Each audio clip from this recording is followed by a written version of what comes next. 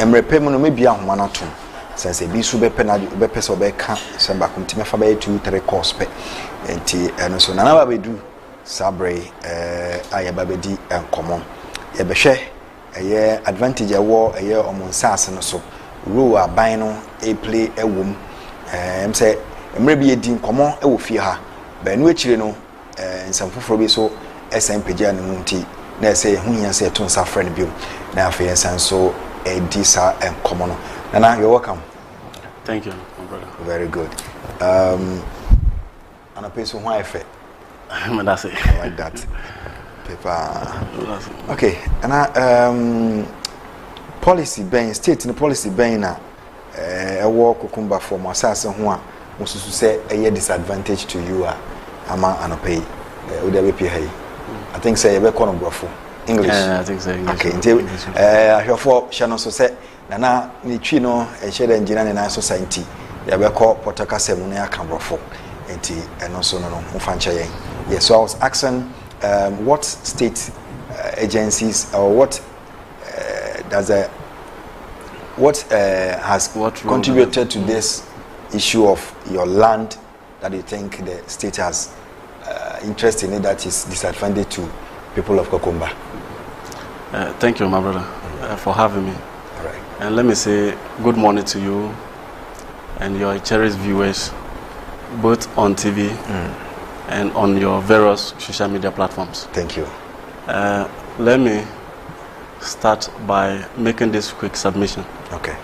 To let you know the meaning of Konkombas and why the name Konkombas. Okay. And what we do. When we talk about the word Konkomba, our neighbors those days, or some of our neighbors even call us Pampama. Okay. Pampama is a corrupted word. Okay.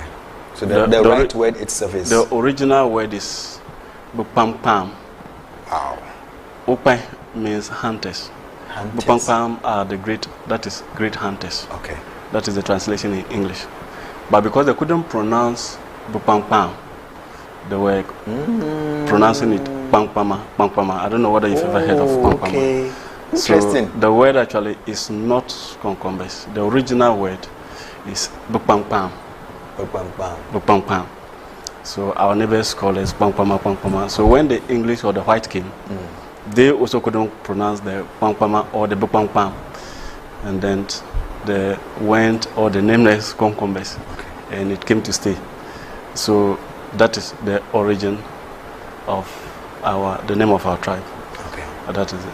So, as the name even suggested, or as I've explained the meaning of Bupampam, our people were hunters, and then also farmers. That was their occupation.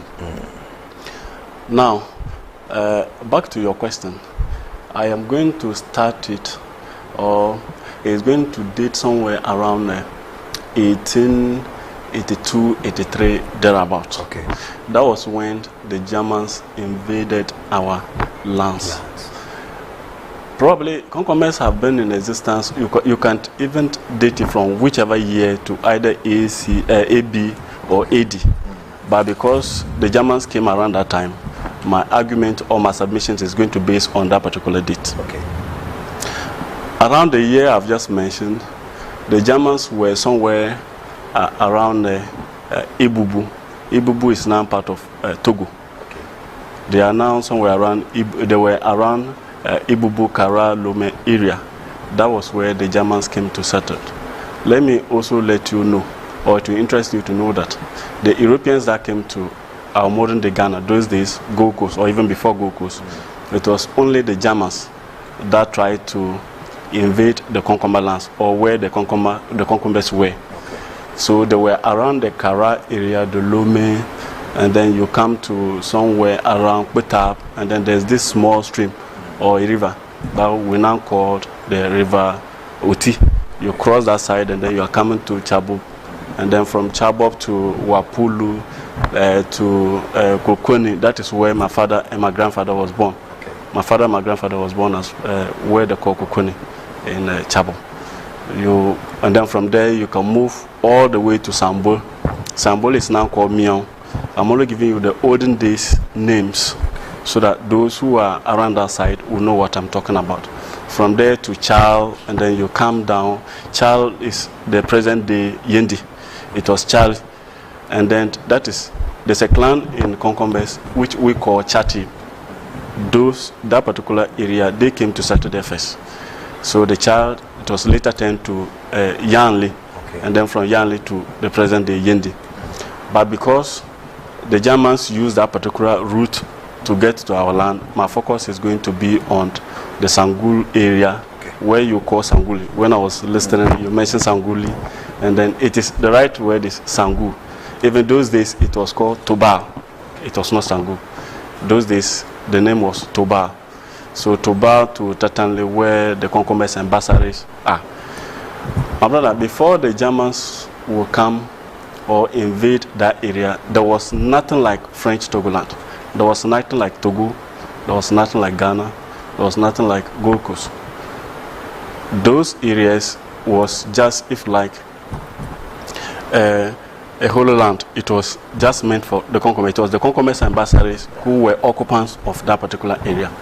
So around 1882, 83, 84, thereabout, because the Germans had their camp around Accra, decided to advance to this particular portion of the land where the Konkombas were. When they came, they actually faced a very stiff resistance from the Konkombas. The reason being that Konkombas around that area, the Konkombas and the Basares, have already heard that there were these white-skinned people. You know, our people are black. Not only our people, we the Africans. They've already heard that there were these white-skinned people that whenever they come to your area, they capture your people, the strong ones, and then take them away. So immediately the Germans came, our people resisted and then tried to fight them. Quickly, they were able to retreat, that is the Germans. But mind you, they came with some locals, because already their camp were there. They were able to make friends, or some of the locals over there, that is the Kabri Kotokolis, they could, speak the German language or which other, or vice versa. They came with them. So when our people attacked them around Tobal, Ibubu area there, they quickly retreat, went back, reorganized, and then came back some years later to the areas I've just mentioned. When the German came this time around, in fact, there were a whole lot of casualties. They killed a lot of Konkombas. Because mind you, when they came first, initially to them, they said they were not coming to fight our people, but rather they were coming to introduce missionary works. That is to build schools, to introduce churches to our people. But because they already have that mentality that whenever the white-skinned people comes, they try to capture your people, take them away. That was why our people resisted them. So when they came this time around, they killed a lot of our people, took the youth as captives, and then took them back to Kara, where their camp was. And later, what happened was, there was this particular man, of which some of us celebrate him a lot, and then we just love him. The name is what do you call it? The name is Tenampajar. Tenampajar was a hunter who is a Konkomba by tribe. Because, mind you, I told you that our term derived from hunters. He was a hunter. Then, so he went to wilderness to, if like do his hunting expedition. Those days, or the very day the Germans came or invaded our people and killed them, he was fortunate, he was not home. Sometimes when he go for hunting, it takes him days before he comes back. So when he came back, he saw the atrocities that were committed by these Germans. He went to the next village and then asked, and he was told the white-skinned people came, killed our people, and then took the active ones away as captives. So he then asked, where do they actually send them? Yeah. They gave him the location, and then he made a follow-up to Kara. When he went to Kara, because the locals over there were with the Germans for some time, they could relate to the white. So he then spoke to the locals, and then he was able to dialogue with the white, and then had some of his people back to their village. Okay, Chief, you know what? I'm interested, so much interested in where you are coming from and all that. But for sake of our time, I want us to go to, the main topic. Yes. Yes. Now, fast forward, for the sake of time, around 1914, that was when the First World War, if you like, broke up. Some of our people were actually taken to fight for the Germans. So after the First World War, Germans were defeated. It was Germans against British, and then the France on the one side, Germans on the other side. So when Germans were defeated, their possessions, that is their possessions, those lands that I talked about, they were now in control of the Konkomba lands. Okay. Germans did not actually return back. So it was the British and then the France who came. And because they defeated the Germans, they decided to divide or partition portions of our land, and now we now have the French Togoland and then the British Togoland.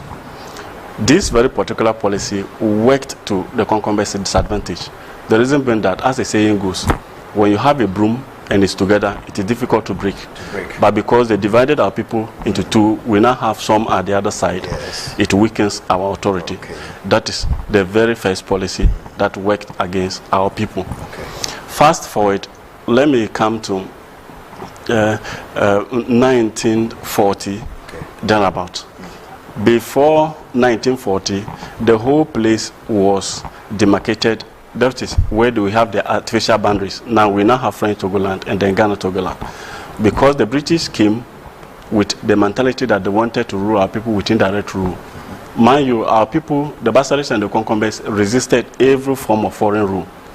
But there was what they call it, Nanumbes, the Gombas, Mamprusis, and then the Kusasis around. For them, there was already an existing centralized rulership system. Maybe probably because of their Islamic Caliphate system, there was decentralized government. And then, as I said, or I would like to let you also know that our people were acifolous people. For them, they were not dealing with chiefs.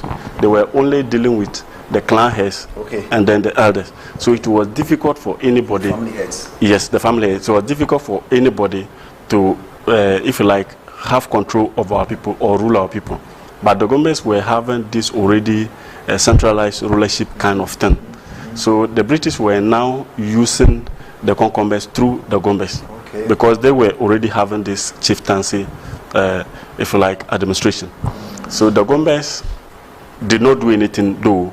They are our friends. We were living in peace. And if you look at even the Gombas, you realize that even the late Yana, the grandmother, is a Konkomba. Today, as I speak with you, Zavlugu, that you mentioned during your newspaper review, the owner of Zavlugu, the mother, is a Konkomba. We gave them to marry out of generosity and out of that brotherly love. But because British forced and then tried to suppress our people to just let them be under the Gomba administration, that is actually causing problem, and it worked to our disadvantage. That is another form too that British did, or British policy, that worked to Konkombas our disadvantage. And then, as I was saying, somewhere around 1940, a riot, a conflict occurred, which was dubbed Jagbil conflict or riot. Meaning? What happened was, because the Gombas were administratively organized and the British were ruling us through them, once periodically a while, there were these veterinary officers that comes to vaccinate the cattle or the animals in the north or around that particular area. One time they came to a village called Ugando. When they came, they realized that some of the Konkombas cattle were not on their records to indicate that the last time they came, they have vaccinated them. So the veterinary officer by name Pinka then took 3 of the Konkomba elderly people, I told you, who were ruling through the elders and then the clan heads and all of that, just took them to the chief palace, who is a Dagomba. And guess what happened? These elderly people, old men who have children and grandchildren, they were actually flogged to the extent that blood started oozing out of their body. And then they left them. When they came home, their children, my brother, the viewer watching me, you yourself, put yourself in this very shoe, and then just take a sober reflection. Can you imagine you get to work, you come to work, get home, and then you see your father or your grandfather both flogged, and then the blood will be oozing out of the body. You ask why, he'll tell you one chief somewhere had his people to do that to me. Why? Because one or two of your animals were not vaccinated. So the Konkombas got furious, went to the chief palace. That was where the misunderstanding came in, and then the conflict. That is the genesis of that particular Jagbir, if like either war or conflict occurred. Unfortunately, the chief, they had his head beheaded. This is the hard truth. It's unfortunate though, but we have to just say it. The Konkombas had this very chief, his head beheaded. There was war between Konkombas and Dagombas then. Just after the war, what happened again was, I thought the system was going to maybe probably calm tempers or sit them down. The system went in favor of the Gombas. It was now rather the state, the Dagombas, against the Konkombas. If you are a Konkomba man and then they get you, all what they do is they'll confiscate all your properties. Yes, that was what they did. The state did that somewhere around 1940.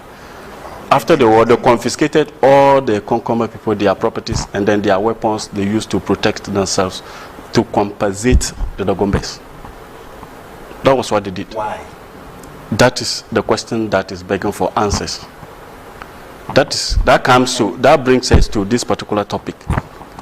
The policies ruled by the state, or what the state did that disadvantaged Konkombas on their own land. Yes. That was what they did. The state did that. So and that will interest you, as if that was not enough. This particular conflict or war occurred just somewhere around Jagbir and Ugando area, not every part of the Konkomba land. But what happened is, when you were traveling around that time and they realized you are a Konkomba, they'll only get you arrested, have your finger thumb, one of your hand, your thumb, amputated. The reason being that if you are a man, they have that belief that that is what we use in shooting the bow and arrow. So if you are a lefty, your left hand thumb, they'll have it amputated. Wow. If you are not, and then the others they have the other right hand thumb amputated. That was what the state did. And so all these politics worked to our disadvantage. It does happen. This is also the hard truth. So what has it brought to you in current dispensation? Yes. What has it made you? So now, all what it actually made us strong.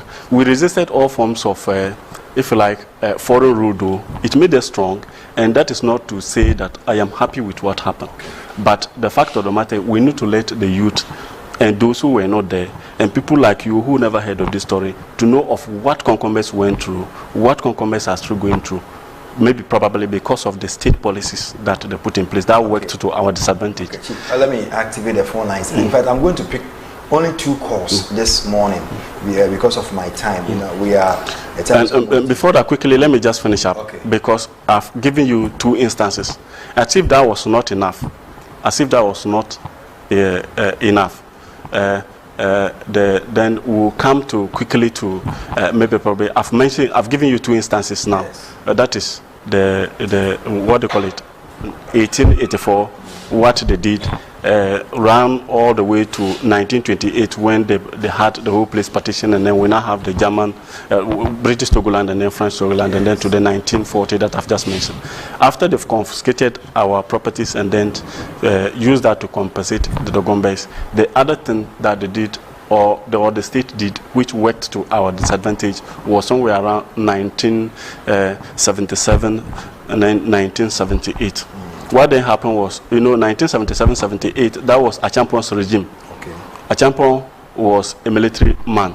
That was the SMC regime, Supreme Military Council. There was this pressure on Achampon's government to hand over or take the country back to civilian rule by the CSOs. So he realized that if he did not take time, because there was a referendum that was scheduled ahead to vote yes or no, he knew very well that the urban area, that is the southern part, they were going to vote no against him. So he quickly, either he mobilized, I can't tell whether he mobilized the politicians from the north and the intellectuals, or the intellectual mobilized and comes to see the government, whichever way. There was that agreement that, in fact, they will be able to campaign for him at the north so that he'll be able to get the US vote. In return, Achampon's government promised our people that when he get the yes vote from the north, all what he was going to do is to diversify the northern lands into the hands of the northern tribes. Mind you, before that, all the lands in the northern region were in the hands of the government. Apart from the northern region, it was in the hands of the government. Nobody owned the land. There was no any tribe that can own. That way, or it was supposed to be in hands of the families? Well, to me, for now, that is to the viewers' judgment. But I am only stating what actually happened. So when they were able to deliver the yes vote to a champion government, he then decided, okay, we'll let the land, we are going to share it among the northern tribes. How did they do that? Because a champion decided that before I come, or before that promise, I knew there was no any identifiable tribe. So what I will do is I will then form a committee to look into that particular matter, so that whatever their report would be, then we'll then know that from year to year is for tribe A, from year to year is for tribe B. There was a committee that was formed. The name of the committee was that a license committee.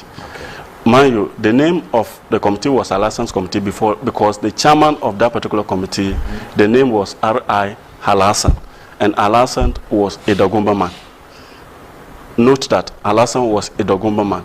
And the lands commissioner at the time, if it is today, the Lands and Natural Resources Minister, the lands commissioner at the time was Lieutenant Colonel Ibrahim Abdullahi. He superintended the formation of the commission. And my brother, it will interest you to note that there were 12-member committee. Out of these 12, half of that number, 6 of that number were from the other tribes, apart from the Konkomba. They had the Dagombe, the Numbes, the Mamprusis, and then the Gwenjes in that particular tribe, in that particular committee, leaving the Konkombas. There was no any Konkomba man in that particular committee. And that committee too was to see to it that they divide or share the lands among the other tribes. You can imagine. Do the great job. That is what I am coming to. You can imagine what happened. So the committee sittings, the Konkombas didn't give up. Nonetheless, they were not there. They still went, provided their writing and oral evidence to the committee to let them know that, in fact, from Chaboba all the way to Bendri to Wapuli, coming to Sambol area, which is now Mion, to Yendi, all the way to Pasa, that side, those areas belongs to Konkombas. But they were denied. They were not given those lands. That particular policy stood that the state took at that time worked to the disadvantage of Konkombas. They were not listened to. All the evidences they provided, the committee decided to ignore that, with the reason that because they had Yana and the Gombes over there, the Gombes claimed that they owned those lands by conquer. Now, the question is, the Gombes and Konkombas never had any war. Konkombas could not conquer or didn't conquer the Gombes to own that place. The Gombes too didn't do that to Konkombas. If they do, let me know, viewers, which year, what was the name of that war? How did they conquer the Konkombas? The time. So, like I said, let me activate the phone lines for only 2 calls. If in case you want to call 0559 504 0559 0559 53475. You can call, and then you can bring your contribution and suggestion, because the time is due. I think it's very interesting lesson, but looking at our time, but let me also ask you this: has any, apart from those regimes that we are talking about, has any of this?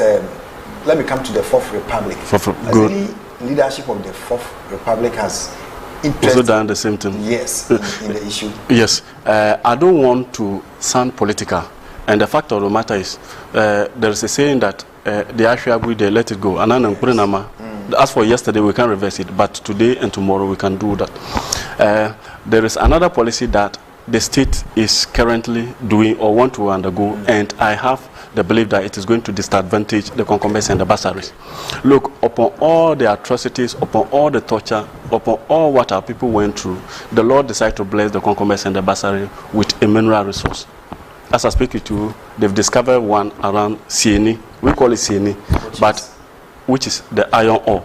Okay, I mean the natural resources. Natural resources. They've discovered it around Sieni. Sieni is in the Tatanle-Sanguli district. And what the state want to do now is, instead of having the offices and all of that built around Tatanle-Sanguli area, which is Sieni or Tatanle, they decide or they want to come and build it around Yendi. We don't have problem with, somebody will argue, we say that it's just the matter of maybe decentralization. Okay. If it is decentralization, Yendi is a capital. If it is decentralization, I don't have a problem. But the fact of the matter, Yendi is not the northern regional capital. Okay. And Sieni and Tetele Sanguli are separate districts altogether. They are not under Yendi. So why Yendi? Why not Tetanle? Why not Sangu? Okay. Why are they bringing it all the way to Yendi? You know why? The board chairman of GISDEC is the government or the state representative. GISDEC is Ghana Integrated Iron and Steel Development Corporation. And the board chairman is Edagomama, which is Honorable Farouk. Somebody would then ask, or his smart communicator, I heard them say, when Farouk came, all of these things were in place. My brother, it will interest you to know that even the former chairman of GISDEC was also Edagomba. The name is Imuru Andani. Does that ring a bell in the years? So all what they did to us, which we couldn't reverse that, my appeal to them, to the government, and to the president through the stakeholders, is they should, in fact, look at this and then re-look at it again. So I want you to, that's the last word, I want you to look into the camera, tell the people of, people in government, like you said, that they should look at it, reconsider all those stuff. And then yes, as I said, that one I've made it. Yeah. The current state, my people and viewers, what I've just said, I am not sounding political. And I don't intend to sound political. Where I sit, I am not a politician. I might be a politician, but I don't have any political party as I speak with you. It's good for every smart leader to be a politician. Being a politician is different from having or affiliating yourself to any political party. All what I am saying is, in fact, we've suffered a lot. This is what the Lord has blessed us with. I'm not sure any other region or the regions that we are exploring the mineral resources or what they want to do to the Basares and the Konkombas around this particular area, they will do that to any other tribe anyway. That is not going to be done. My passionate appeal personally to you, Mr. President, the President of the Republic of Ghana, Nana Adodankwa William Akufo-Addo, is please, for our sake, see to this and then make sure that all what they will be doing, GISDEC will be doing in the name of the government, we should do that to let that benefit the people where the mineral resources have been discovered. That is it. And then also, my advice to our people is, in fact, we know when you go to the northern region, especially where the Konkomba, where our lands are, you realize that most of the names are not in Konkomba language.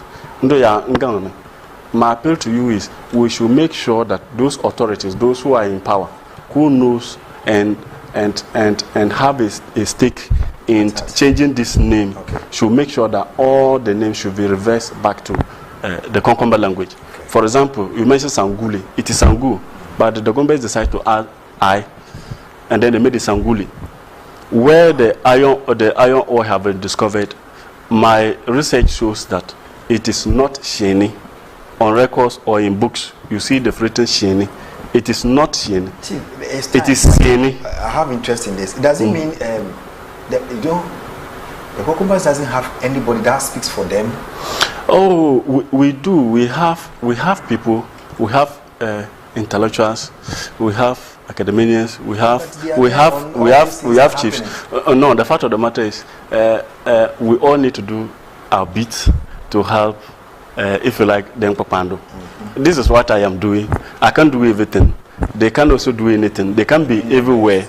Yes. Mine is just like the way you have the right to defend Ghana, outside Ghana, anywhere. I am a Konkomba man, and I represent Konkombas and Basares. So at any point in time, it is my duty to defend the Basares and then the Konkombas. And when somebody steps on your toes and you don't cry for the person to know that you are on my toes, he will just keep on standing there. He will think he's on his toe. So we need to let the government know that this is what they did previously and it has disadvantaged us. So what they intend to do in future, they should take a look at it so that will not disadvantage us. Okay. Quick one, your last word. This one, I want to go into the advantage of saying it in Konkomba, the people of Konkomba to hear yes, unity message and all that. So, I think I've said it in English.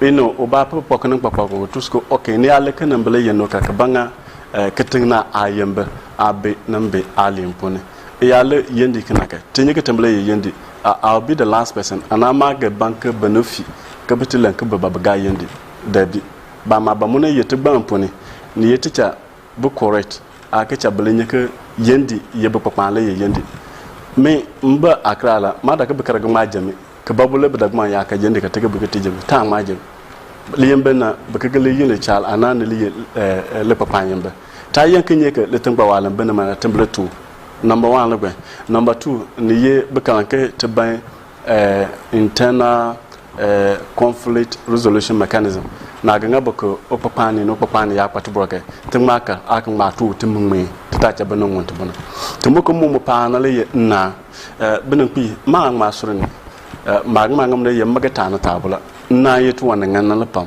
le na mo bitu wana ma gang kan bangam mo papa nan pi na le yeke obaya ka ben na nka tata ka buin te man tatiche ke tete gana o papa mbo pe bisi mu nan ka ticho o kan na ke iya bo che te ga ka tan ka baba na le ke na mo ke te gana mo ye to do ya te man tati bana le ya ne ye papa ana basa ti bana ndake temoko bekenga bakenta na tabu a ne benegwe and then temumu pa na mule inu bakat broke talanki igeda point ke yoke bu ana kucho ana mpinke chetutu o kanja gobi e ma bon police station ke report ya lekina to sa na tamba ban court ba court only this boys court kana mo ke abolange to mo bia bana kai temu ma bon court akacha obiala nyenum tinjirna na ga buke tambia na le ketende bana jotana bunpi edon yene na nambo. All right, good afternoon. Ebusafo ha na mre mai kwan na yeden komoni na etumi EDSC hene mne din komoi eye Konkomba Basare hene repi mo tema ne din de ubo maga kumbo the first enti o tema ashama ni mpotemu na unimu amsro modern ya so beba na odo ho beba mo sense eye pa se betu kwan na maboa mo ho na matumi nya hene edamo ano eboa papa ti bibie ni a aba bepie na nana so na afi mutumi atoto ni makamaka na bibie tuma konkan. Quick one, I want to just acknowledge only 2 people. Because my people plenty. If I say I want to mention names, I'm sure I'll be stepping on some of them. They are twos, so I can't. My regards to everybody, but I just want to acknowledge Mr. Ketenkawe, a very great working legend historian. Mr. Mbai, another great historian. Okay. They are part of my camp and my team. They are doing a great job for Uncle Pando. The rest goes to all the Konkomba chiefs, all the Basare chiefs, all the Konkomba and Basare youth leaders, everybody. My regards to all of them. Okay. All right. Thank you. Teusafo, mesumede le ohene kenasha no so se me na kosi amofa na na peri dwumede de bro yame yado mo china ya besan eni mo ehia wo mpaya obi mame na kai me adase.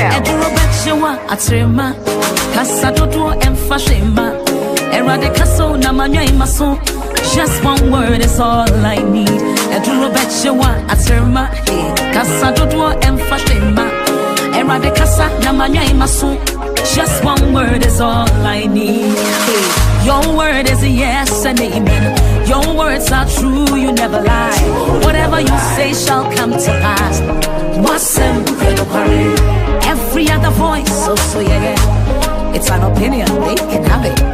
Eradicaso, casa, that would be it. Every other voice, so yeah, it's an opinion, they can have it. Eradicaso, casa, that would be